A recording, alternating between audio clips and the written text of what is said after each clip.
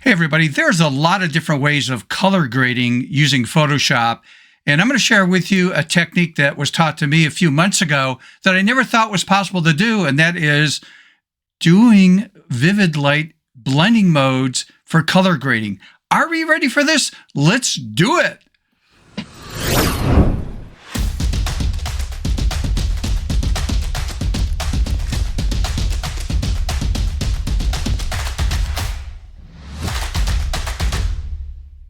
Hey everybody, welcome back to my channel. If you're new to the channel, this is dedicated to photography and as a photo artist, pushing ourselves out of the box to think creatively.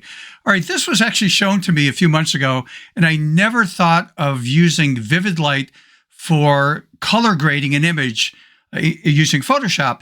And there's one of the things I want to get out of the way is there's a lot of different methods, and I've done this in the past, different techniques of color grading. So there isn't a best way. In my opinion, the best way is your way. So when I show you this, think of this as an optional technique that you could use. And let's dive into Photoshop and take a look at this method. So right here in Photoshop, I'm just going to double click on my workspace. And let's start out with, let's just use this image right here. So this could be used for any kind of photography, whether it's landscape, portrait, you name it, you could use it. So I'm going to do Control J or Command J. Well, you know what? I don't even have to do that to do it before and after with this technique. So I'll leave the original image right there. And what you do is you start out by choosing a color. So I'm going to come over here on the Oreo cookie dipped in milk, and I'm going to choose solid color. Now you just pick any color you want in the spectrum. I'll just say pick that one for some reason, and then click on OK. Now what I want to do is go to a blending mode from the drop-down menu here in Layers, and I'm going to choose Vivid Light.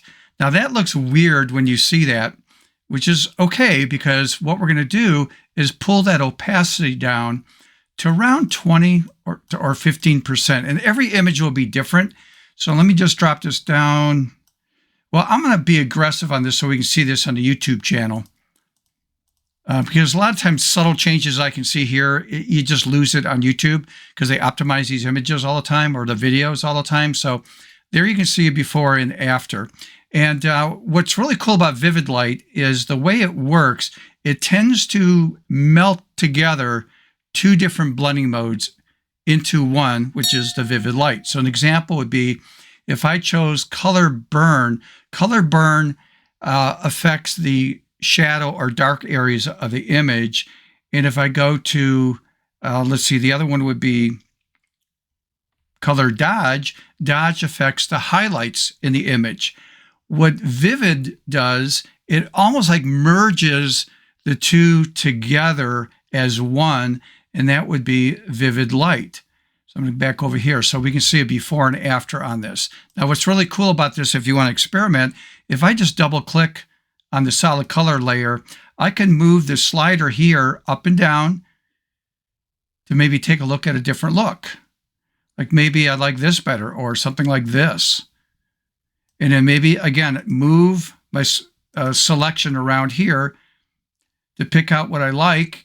Click on OK. And let's sort of before and after. And let's say that, wow, I really like that.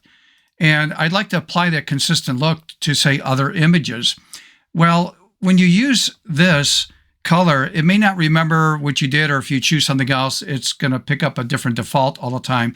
So if I double click on this and I choose this over here, Add to Swatches, give it a name. I'm just going to leave it alone, leave it as Swatch 1, but you can give it a descriptive name. Click on OK to accept that. And then I'll just cancel out of this, which means if I delete this and I want to go back and use the same color, and maybe I've changed colors before, but that green that I used with Vivid blending mode, man, I really want to use that again. So what you would do, in fact, let me do this. Let me close out of this. And let me grab a different image here, like this one. Okay, this is just a stock image. That's not my image, but just using it for demo, like street photography or whatever. And so again, if I come over here and I'm going to choose a solid color, it remembered what I used last time. Okay, but let's say I've been using this with other things and this is the color I got. And I can't remember what I did last time. Well, because I saved it, you go under a category called swatches. So go to Windows drop-down menu right here and come down about, I don't know, 2/3 of the way down or maybe 3/4, and you'll see swatches. That'll open up your swatch panel, which I have over here on the right side. And these swatches you see up here are different colors that have been used in the past. And every time I add another one, it rotates across there. So it only supports 15 swatches. And as you use different swatches, it'll add the one you did here, but it'll get rid of the one at the far end. Well, I don't care about that because I did this. This is my saved swatch right there. In fact, if I want, I can click on this folder right here and give it a name. I'll just call this, let's call it my swatches. Enter the keyboard and it creates a folder there. And we can see I'm going to take that swatch right there, just click and drag it into, click and drag it into that folder. So that way, my swatches, if I open that up, there's my color. If I click on it, instant right there, right? So let me go to the vivid blending mode. Again, too intense. I'm going to drop that down to get the look that I want. And also I'm going to throw a little curveball in here. So let's say you like this. Okay, but I don't like it so much, say, on her or maybe her skin. So because there's a mask here, I'll grab my paintbrush, B for brush, which is right here. Make sure I'm painting in black, which I am. And I'm doing it at 100%. That's fine. Click and drag just to come in there. So now you can see if I turn that on and off. Let me zoom in on her face so we can see this. And again, I'm just holding the shift key down, clicking once on my mask, and it turns the mask off temporarily. So if you don't like your skin with that color grading, we can turn that off. But if you want part of it, you could do this. With this selected, go to properties over here, and you could pull the density down, like maybe 50% or close to 50%.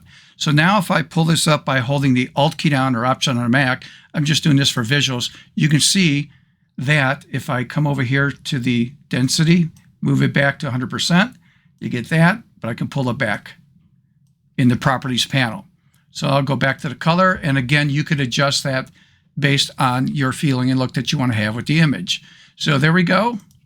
And again, if you want to change, double click, and you could just move this up and down to get the look that you want. Like maybe I'll go more to the magenta side with this image. And there's my before and after. And again, if I like that, I would save the magenta color and make sure I put it into my swatches. And that way I can actually recover that color and use it again over and over again on other images. Hey, if you're learning anything here, which I did a few months ago with Vivid Light Blending Mode, do me a favor, and that is like the video, subscribe if you have not subscribed, and hit that notification bell. That way you get notified on the next video I upload, which is I do a video once a week, and every month I do a sit back, chill out, and I call it Saturday Sit Back and Chill, where I try to address some of the issues and questions that you people have had for the last month. Okay, so with that out of the way, guys, I hope you learned something. Let's get that camera out. Let's get some photography going. Let's do some creative artwork. Let's literally think creatively out of the box. Until next time, see ya.